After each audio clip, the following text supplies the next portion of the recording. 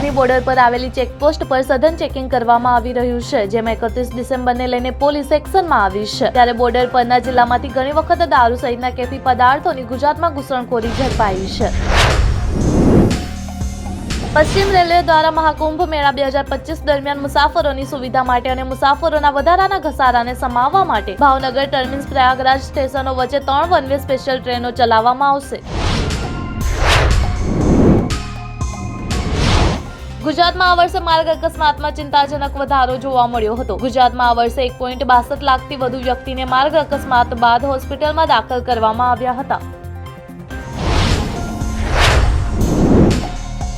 ભારતના પાડોશી ચીને રવિવારે તેની હાઈ સ્પીડ બુલેટ ટ્રેનના અપડેટેડ મોડલનું અનાવરણ કર્યું છે. બુલેટ ટ્રેનના નિર્માતાનો દાવો છે કે ટેસ્ટિંગ દરમિયાન તેની સ્પીડ 450 કિલોમીટર પ્રતિ કલાક સુધી પહોંચી ગઈ હતી.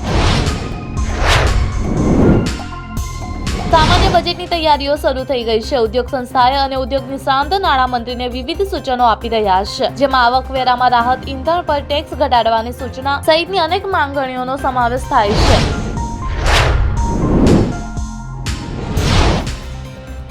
ઓલ ઇન્ડિયા મુસ્લિમ જમાતના રાષ્ટ્રીય અધ્યક્ષ મૌલાના સહાબુદ્દીન રઝવી બરેલવીએ રવિવારે નવા વર્ષની ઉજવણી કરવા અંગે ફતવો બહાર પાડ્યો છે. તમિલનાડુના ત્રિચી એરપોર્ટ પર કસ્ટમ વિભાગે કાચબાની દાણચોરીનો પર્દાફાશ કર્યો છે. કસ્ટમ ટીમે કુઆલાલમપુરથી આવેલા એક પાર્સલમાંથી 2447 જીવતા કાચબાઓ રિકવર કર્યા છે. ઉત્તર પ્રદેશના સીએમ સિટી ગોરખપુરમાં રવિવારે મોડી સાંજે એક મોટો અકસ્માત થયો હતો. આ લાઇનના સંપર્કમાં આવતાની સાથે જ બાઇકમાં વિસ્ફોટ સાથે આગ લાગી હતી, જેમાં 2 બાળકોના ઘટના સ્થળે મૃત્યુ થયા હતા. ઇઝરાયેલના પીએમ બેન્જામિન નેતન્યાહુ હોસ્પિટલમાં દાખલ છે. તેમની સતત બગડતી તબિયતને કારણે હોસ્પિટલમાં દાખલ કરવા પડ્યા હતા, જ્યાં તેની પ્રોસ્ટેટ સર્જરી કરવામાં આવી હતી.